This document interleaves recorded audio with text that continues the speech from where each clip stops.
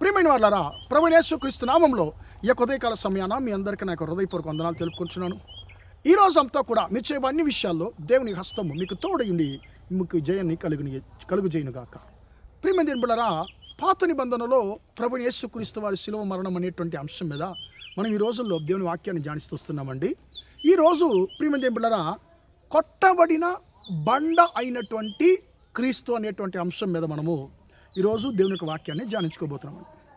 ప్రియమైన దేవుని బిడ్డలారా, నిర్గమాకాండము 17వ అధ్యాయంలో మనము ఇశ్రాయేలీలు ఐగుప్తు దేశం నుండి బయలుదేరి రెఫీదీము అనేటువంటి ఒక స్థలానికి వారు వస్తున్నారండి. అక్కడ వాళ్ళకి నీళ్లు లేకపోవడం వలన వారు వాదిస్తున్నారు, కలగము చేస్తున్నారు.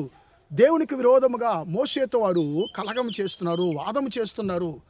అయ్యా, దేవుడు నడిపిస్తాడు, మమ్మల్ని ఐగుప్తు దేశం నుంచి విడిపించి తీసుకొచ్చావు, ఇప్పుడు మేము అరణ్యంలో ఉన్నాము, మాకు మా యొక్క పశువులకు తాగడానికి నీళ్ళు లేవని చెప్పి వారు అతనితో కలహం చేస్తున్నారు, వాదిస్తున్నారండి. ప్రియమంది ఆయన్ని రాళ్లతో కొట్టి కూడా చంపడానికి ప్రయత్నం చేశారని చెప్పి మోషేనే చెప్తున్నాడు. ప్రియమంది ఇప్పుడు ఏం చెయ్యాలో అసలు అర్థం కాలేదు. దేవునికి మొరపెడితే దేవుడు అంటున్నాడు, నీ చేతిలో నేను కర్ర ఇచ్చానయ్యా, నువ్వు సముద్రాన్ని పాయలుగా చేసిన కర్రని తీసుకెళ్ళి ఒక బండ దగ్గరికి వెళ్ళి ఆ బండ మీద నేను నీకు ముందుగా నిలబడతాను, ఆ బండను నువ్వు కొట్టినప్పుడు ఆ బండ నుండి నీళ్లు నీ ప్రజలకు దొరుకుతాయి అని చెప్పి దేవుడు చెప్తున్నాడు. అలాగనే మోషే ఆ బండను కొడుతున్నాడు, నీళ్ళు వస్తున్నాయి, త్రాగుతున్నారు, వారు బ్రతుకుతున్నారు, వారి జీవితం కొనసాగుతుంది. ఈ బండ ఏంటి? ఈ బండకి క్రీస్తుకి ఏం సంబంధం అండి? 1 కొరింథీ పత్రిక 10వ అధ్యాయము 4వ వచనంలో ఆత్మ సంబంధమైనటువంటి బండ అనేటువంటి ఒక మాటను పౌలు గారు ఇక్కడ రాసేది మనం చదువుతున్నామండి. ఇదేంటి? బండ అంటే మనకు తెలుసు, కొండ అంటే మనకు తెలుసు, ఇదేంటిది ఆత్మ సంబంధమైన బండ అంటే ఏంటి? ఆత్మ సంబంధమైన బండ యొక్క నీరు వారు త్రాగారు అనేటువంటి మాటను ఈయన ఇక్కడ రాస్తున్నారు. ఆ బండ క్రీస్తు అనేటువంటి మాటను కూడా ఆయన రాస్తున్నాడండి. ఆ బండ ఎవరు? ఆ ఆత్మ సంబంధమైనటువంటి బండ ఎవరంటే క్రీస్తు. ఆ ఆత్మ సంబంధమైనటువంటి బండ అయినటువంటి క్రీస్తు ఆ రోజుల్లో ఇశ్రాయేలీయులకి, ప్రియమైన దేవుని బిడ్డలారా, వారికి రాత ప్రకారమైనటువంటి బండ వారి కోసం కొట్టబడింది, వారికి నీరిచ్చింది, వారిని బ్రతికించింది. ప్రియమైన దేవుని బిడ్డలారా, ఈరోజు ఆత్మ సంబంధమైనటువంటి బండ అయినటువంటి ప్రభు అయిన క్రీస్తు నీ కొరకు నా కొరకు కలువరి శిలువలో ఆయన కొట్టబడ్డాడు.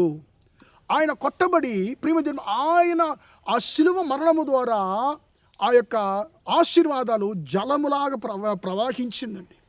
ఆయన్ని బల్లెపుతో ఆయన పొడిచినప్పుడు ప్రియమైన దేవుని బిడ్డలారా, రక్తము నీరు కారినట్లుగా మనం చదువుతున్నాం. ప్రియమైన దేవుని బిడ్డలారా, ఈ నీరు ఆ రక్తం ఏం చేశాయంటే నిన్ను నన్ను జీవింపజేశాయి. ఆ నీరు ఎందుకు వచ్చింది? ప్రియమైన దేవుని బిడ్డలారా, నిన్ను నన్ను బ్రతికించడానికి, నీ జీవితాన్ని నా జీవితాన్ని లేవనెత్తడానికి ఆత్మ సంబంధమైనటువంటి బండ అయినటువంటి క్రీస్తు కొట్టబడ్డాడు. ప్రియమైన దేవుని బిడ్డలారా, కలువరి శిలువలో ఆ బండ అయినటువంటి క్రీస్తు తన్ను తాను కొట్టబడడానికి అప్పగించాడు. ఈ రోజుల్లో చాలామంది అంటారు తన్ను రక్షించుకోలేదు, ఆయనంతా అది ఎలా దేవుడు అవుతాడండి, 3 మేకుల్ని తీసి పడేయలేకున్నాడు, అతను ఎలా దేవుడు అవుతాడని చెప్పి కొంతమంది చాలా హేళన చేస్తున్నారండి. ప్రియమైన దేవుని బిడ్డలారా, ఆయన పుట్టిందే ఎందుకు? ఆయన మరణించడానికి, తన్ను తన పాపం కొరకు అప్పగించడానికి వచ్చాడు. ఆ రోజుల్లో యూదులు కూడా అదే అడిగారు, నిన్ను రక్షించుకో అని చెప్పి అన్నారు. ఆ దొంగలు నిన్ను రక్షించుకోయా అని చెప్పి అంటున్నాడు. కానీ ఆయనకు తెలుసు ఆయన ఎందుకు వచ్చాడని చెప్పి. ఆయన కొట్టబడడానికి వచ్చాడు, నీ కొరకు నా కొరకు కొట్టబడడానికి.